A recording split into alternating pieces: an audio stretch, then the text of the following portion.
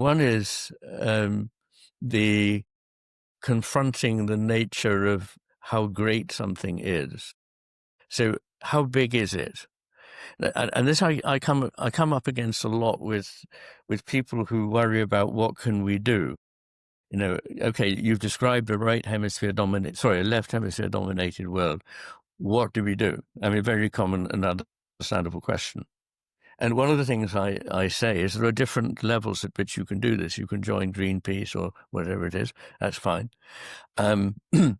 It's up for grabs how effective these NGOs have been, but they are worthwhile and the world is better for having them in place. Or you can more locally, you can begin to lead a way of life which models something that could survive if civilization collapses. Small groups under the so-called Dunbar number, which is about 130, I think. That when you have small groups of people, that they know one another, they trust one another, they share their lives together, they live undemanding lives close to the land, they have shared spiritual outlooks. This is a much more robust kind of community than the very disparate and abstract one that the internet facilitates and in the process destroys the more intimate one.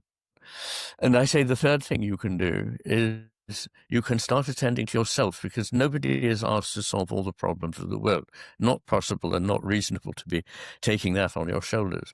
But the thing that is very important you might neglect to do is take responsibility for yourself. You will be called to answer for what you did with yourself, not what you did with the world. As a whole. Yes, your impact on it matters, but you can't solve its problems. And so actually looking to your heart and mind is your first and most important principle. The way in which you attend to the world, the way you think about it, the way you understand what it is to be a human being, to live on this extraordinary planet, and to belong to what I believe to be a sacred cosmos.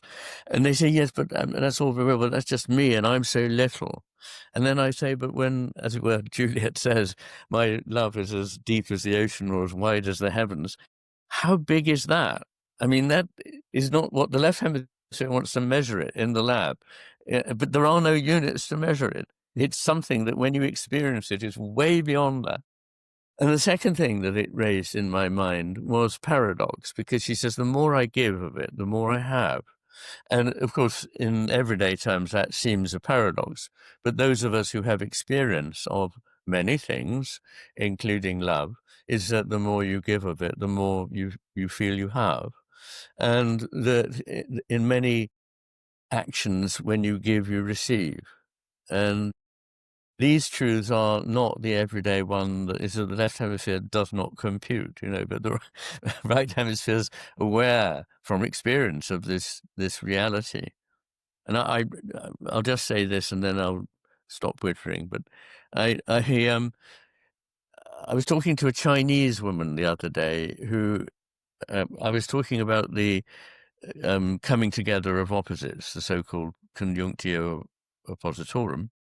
And I said, and in fact, of course, philosophers are very concerned about what they call paradoxes in logic, and I deal with about 25 of those in a chapter in chapter 16 in the Matter with Things. And she said, yes, of course, in Chinese we don't understand this idea of paradox because we see that the thing and its opposite, if they're big, are always going to evoke one another, involve one another. And I think one of the things that's wrong in our world is we don't realize this. We think, well, I like this, but I don't like that. Fair enough. But if you have too much of this that you like, you'll start to bring in its shadow opposite.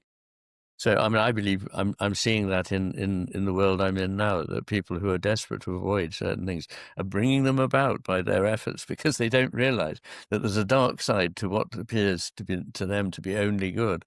And there's conceivably a worthwhile and productive side to things that they don't like.